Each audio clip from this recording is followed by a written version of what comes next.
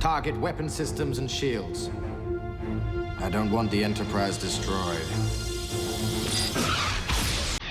I was very, very insistent that the scimitar bridge looked different. I mean, they're both bridges of a spaceship, you know, but the bridge of the Enterprise is what it, you know, is the design, you know, it is. But I want the scimitar, although it has the same sort of idea, it is with this view screen, because that's very much a convention of Star Trek. They have this view screen, so they talk to one another over these view screens. So I said to Herman, it's got to be bigger. It's got to be sort of constructive. It should look like some sort of metallic German expressionist, constructivist things of the 1915. It's got to be primitive yet dangerous. One of the big scenes, which is the introduction of Shinzon, which is in the observation room with this big window, and we don't see his face. He's in shadow for a great part of it.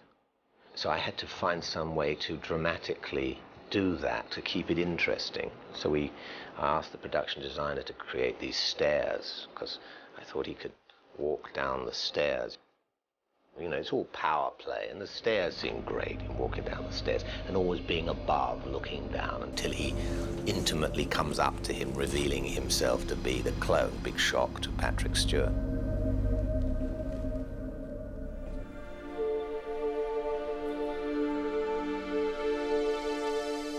You have to storyboard action beats. If you go out and make it up as you go along, it just takes twice as long.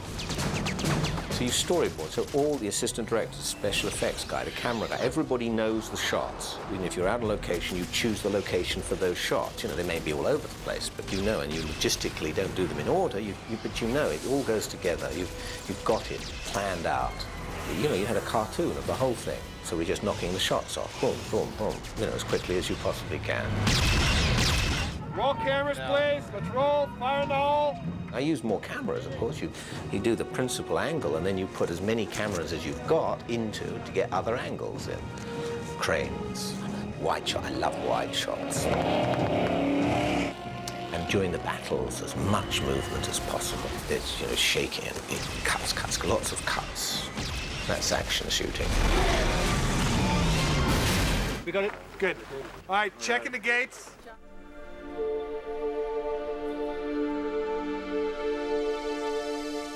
This sequence comes about, it's the first action beat in the movie, and so it should have a fun aspect, then a creepy aspect, and then a kick action aspect with a big payoff as they manage to escape by jumping, if you like, leaping into this Argo and escape at the last minute. And Picard is real pleased with himself to be able to. So it's a little different aspect of Picard's personality that we may have seen before. I am so psyched. I feel I'm doing the Baja 400. Isn't that what it's called? I feel like I'm doing it with him. Yeah. We could do that. It's a dance, together. you know, the Baja 400. Yeah. It's like a sort of cha-cha-cha. It is. Only it's quicker. You know, I said to Patrick, this scene's about a guy who's been serious all his life, you know? A guy who's done the dutiful thing, and now the kids are grown up. And, you know, I don't mean this in the character, but, you know, using that as a sort of an illustration. He's bought the Porsche and he wants to have a good time with it, so that's the idea, isn't it? Grab a bell. Good. And background action.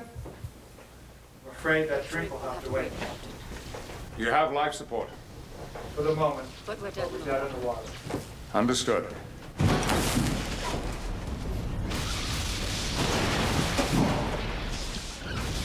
We have lost structural. I had to have a gimbal to have the whole Enterprise bridge put on a gimbal. Now, I'd worked with gimbals before, you know, very elaborate gimbals. We didn't have the money for a sort of really elaborate gimbal, but the floor effects guy made a very effective gimbal on hydraulic rams. So when I said shake, you know, the whole thing shuddered, which meant all the actors were reacting to that. And then the camera, you know, we had the cranes and the Steadicam and the guys with the handheld in there, all shaking the camera a bit as well, and you get a bit of excitement, get of excitement going on. Like the decompression sequence. You know, I mean, I've done several decompression sequences in my career as a director, and you know, it's just you have to specify what you need on every type of part of the action. Very specifically plan it, go for rehearsal, make sure the day before everything's in, see the rig run, see the guy being sucked out and the debris, and you know, you hope to only do it once. Be camera mark.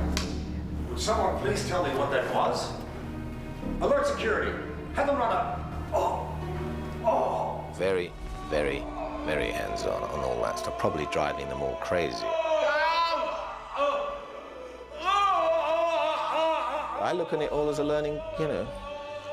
I want to know how it's done. I've got a very specific idea what I want, which is a rod for your back. It's, you know, sometimes it's easy to go with the flow, but I mean, I just, you know, I planned it all ahead, so we're desperately to get that as well as I can do it. That's where I will want you to look. It's very important you all look in one direction, okay? And it's amazing what's happening here. It's very, as I said, it's benign, but it's beautiful. And then I'll say, and whoop, as you know. Okay? Here we go. I'm extremely hands-on editorially. You know, the Jesuits say, give me the first 7 years, and I have them for life. I suppose I'll always think of myself primarily as an editor. This is the cutting room. No windows. 6 by 6. There are laws against this in federal prisons, but this is where we spend 12 hours a day.